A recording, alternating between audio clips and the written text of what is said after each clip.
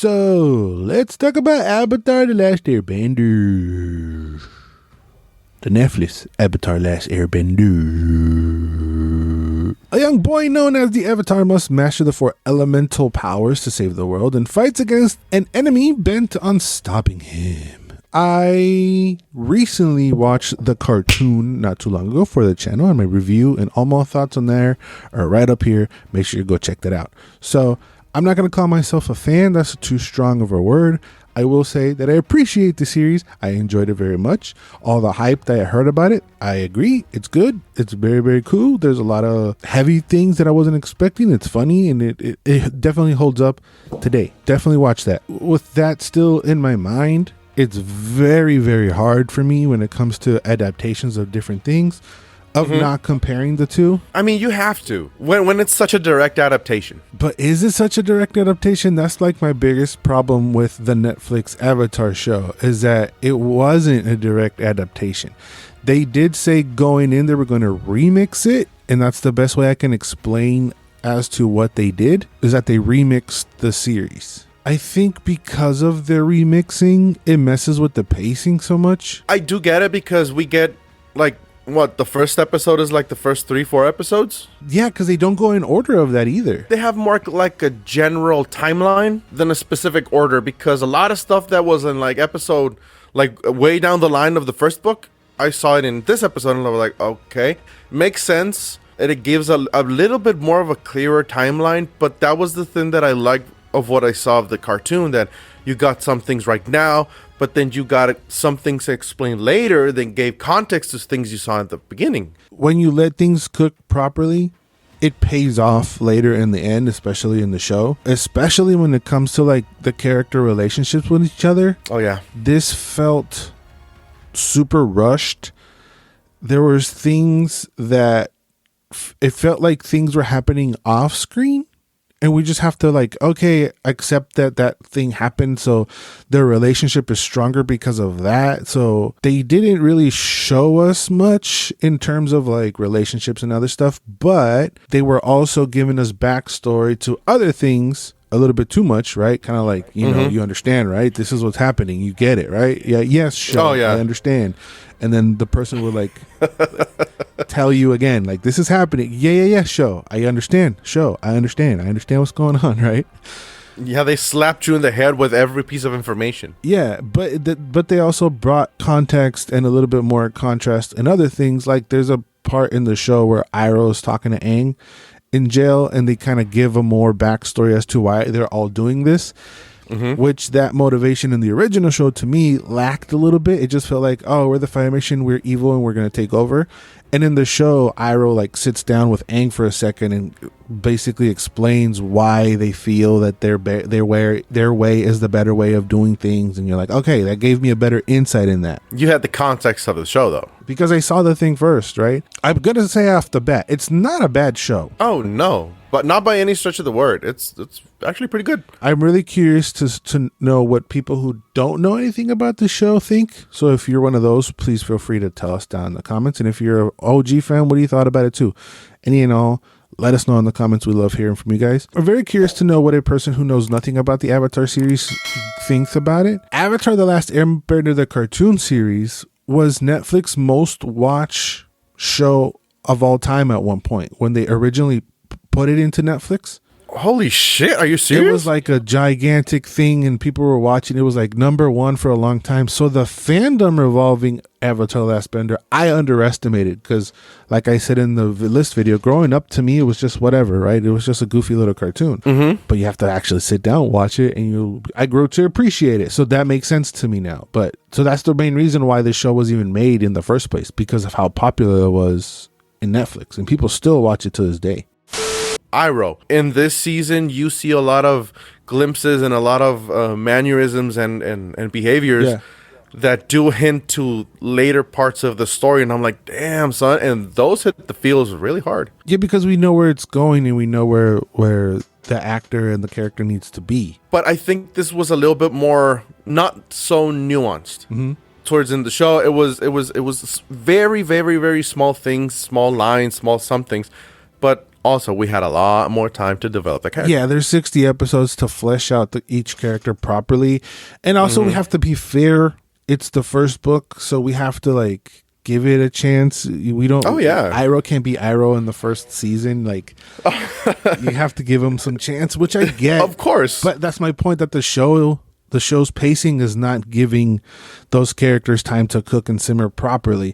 A lot of people felt like Zuko came off like a whiny little kid. I don't feel like that. I do see where people could say that Zuko's a little bit whiny brat. I feel it's the direction. There's some scenes where his behavior comes off like that, not every time. But there's certain deliveries, there's certain ways he moves that is like, oh, he kind of reminds me of a bratty prince. Yeah. I was like, okay, yeah, well, he's a kid. Yeah. He's still a kid. We're fast forwarding into a lot of things, and it's like, oh, that needed to take more time. Like when, Zuko saves him, it's in between like in other stories.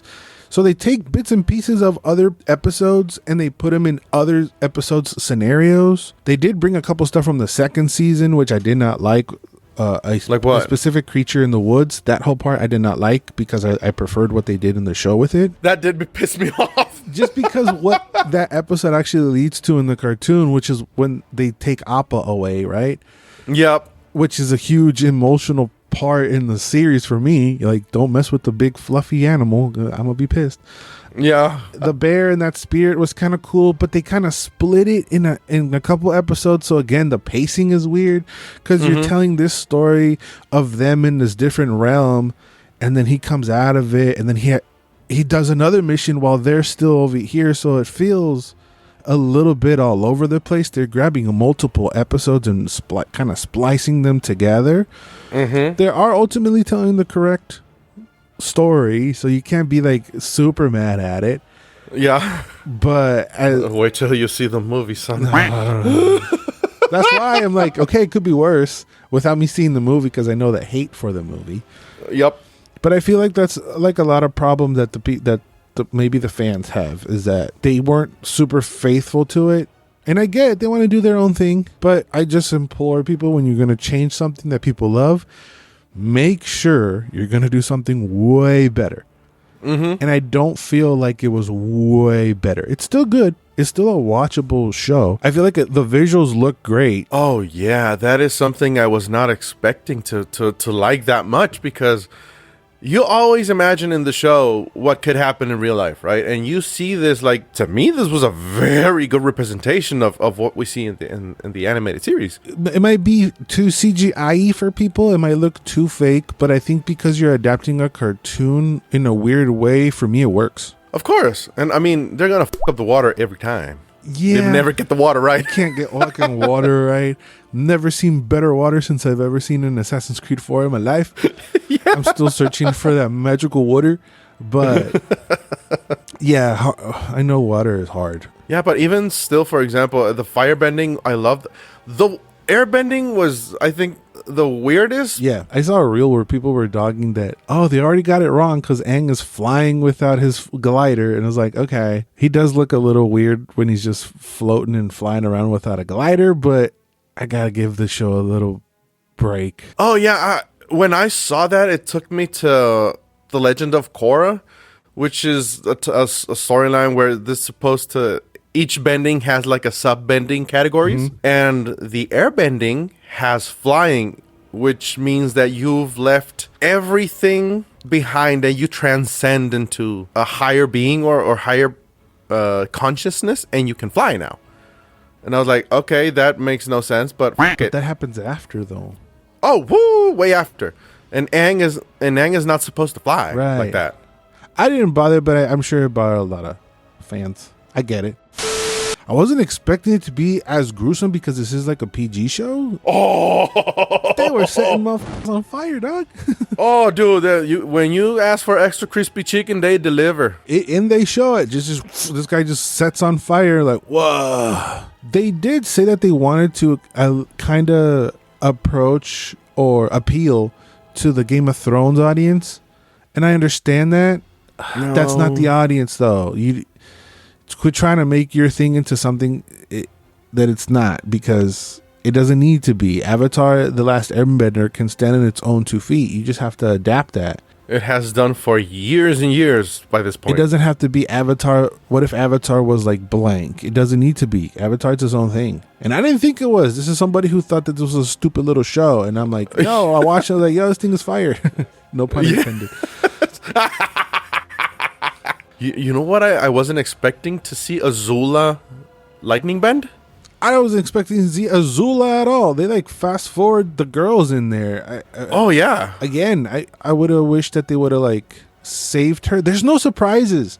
They spoiled it. Like every time there's a hint of like a surprise or a little mystery, they reveal it 2 seconds later. Again, they don't let anything cook. So they also went in a different way with Azula. Like Azula is a crazy bitch. When she fights Zuko, she gave me chills. She was unhinged. That's when she snaps because, again, because of all the episodes, all that tension, all that stress, all that anger is building to something, and she snaps towards the end.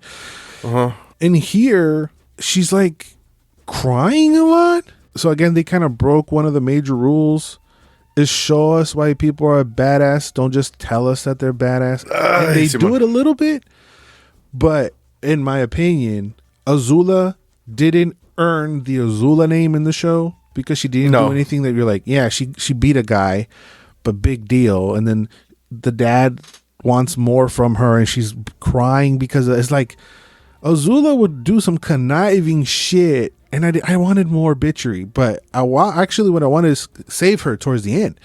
Yep. Save her towards the end, similar like they did in the show, where she just appears at the end like, okay, I'll go get him now. And you're like, who the f*** is this, right? And then they spent the next 2 seasons showing us why she's a badass, instead of just like, she's a badass, trust us. Yeah, but you're not showing me how much of a badass she is. I do find that the fighting throughout the whole show is really cool. Oh yeah. Selfishly, I wanted more.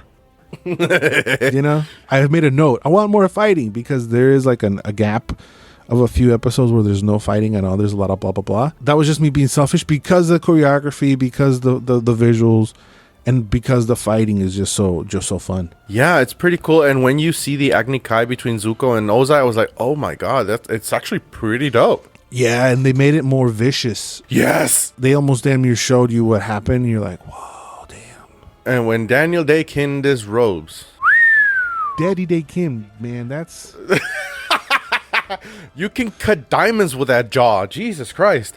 Yeah, he was great. Again, I don't have a single problem with any performance, what they give us. I do have problems with the tweaking of some characters, but that's not on the actors at all. Like, they took away Sokka's misogyny, which kind of sucks. I get it. But that's also a part of his character progression throughout the animated series. Right. How are we going to educate wrong behavior if we just straight out cancel it instead of teaching him, no, pendejo, that's not right, right? Again, because he's a teen, right? He's like 13, 14 in the show. So in the show, he's got this stupid confidence and he has no idea what else lies outside the world, outside of his little, ice cap right there. He don't know what's going on outside of his little world.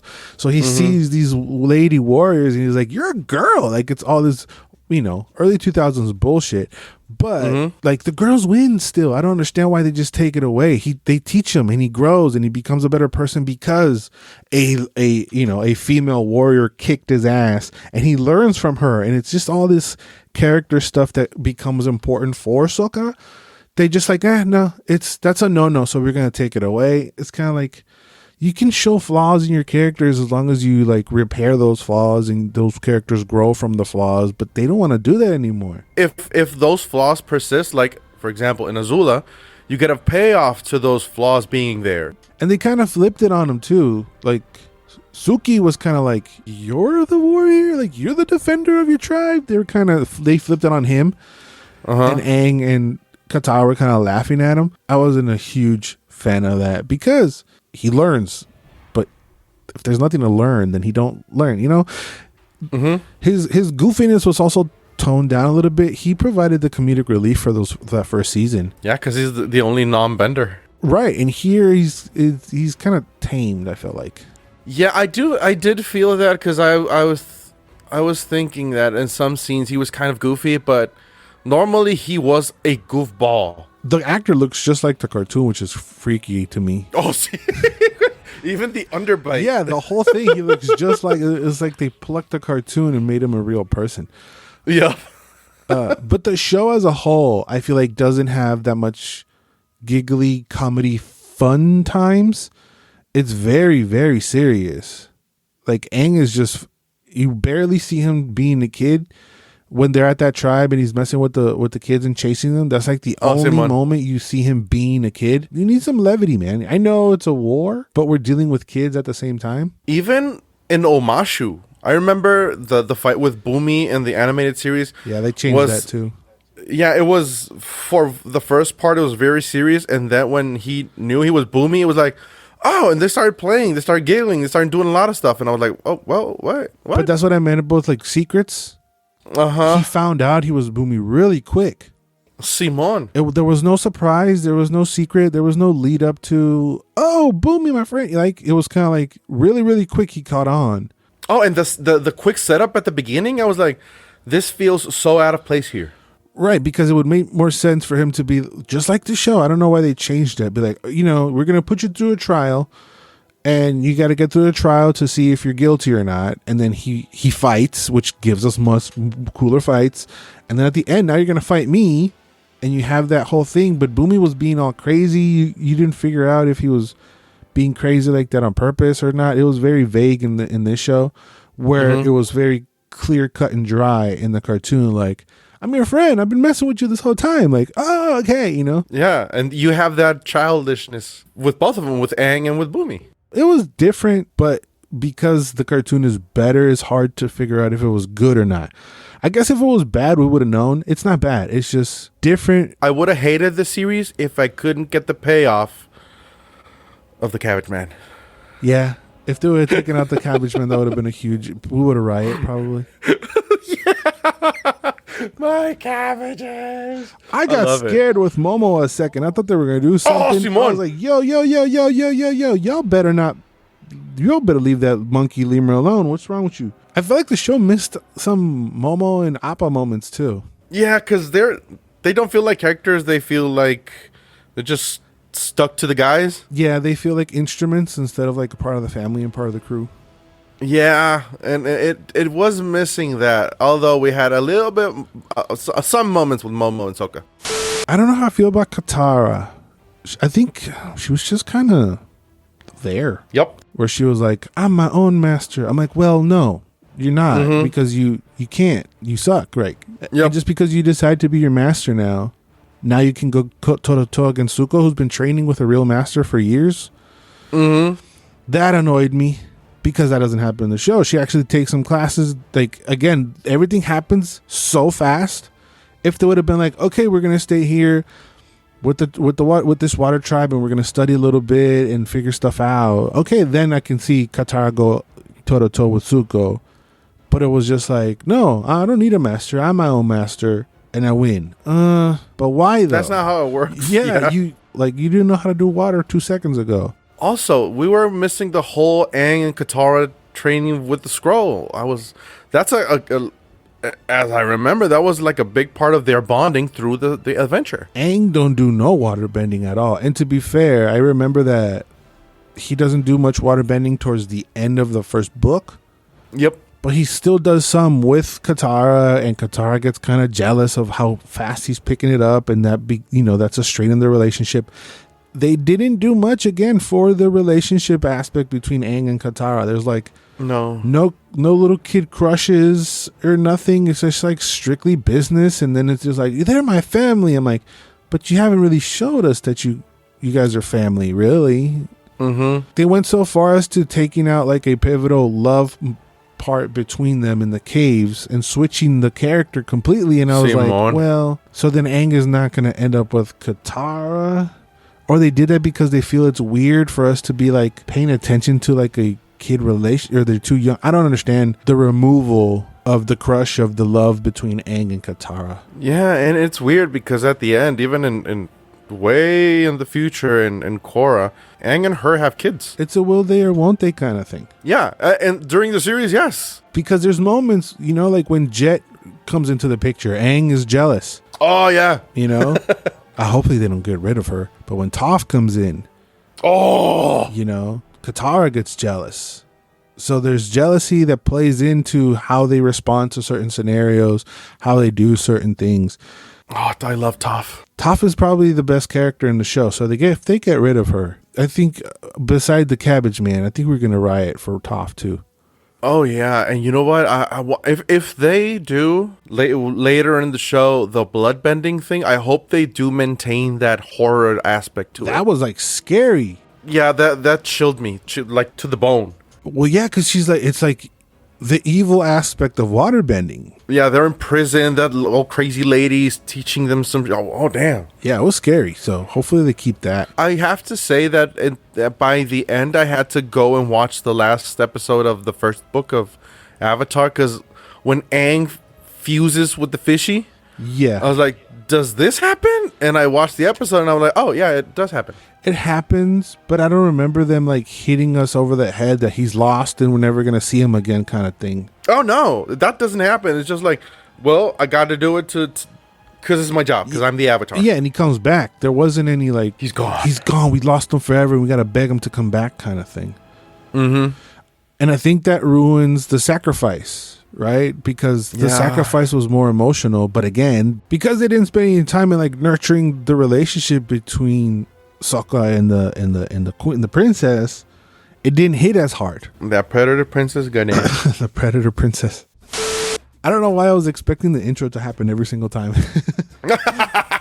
I've seen one. No, it's only one time. They only do it one time. I was gonna riot if they didn't do the at the end. I was like, oh no, that was spot on. At the end of the first episode of the cartoon, it's like, I gotta go learn the rest of these elements and master them so I can save the world. And here it's like, we just gotta go save the world. Yeah, a bit more vague. And it's like, yeah, but to do that, he needs to master the elements. There wasn't any movement towards him mastering any kind of element, really. Yeah, which he gets scolded on, but still, you don't see his determination to do so. That's the whole series. The first book he masters water. The second one he masters earth because he tries to master fire, and that's a whole deal.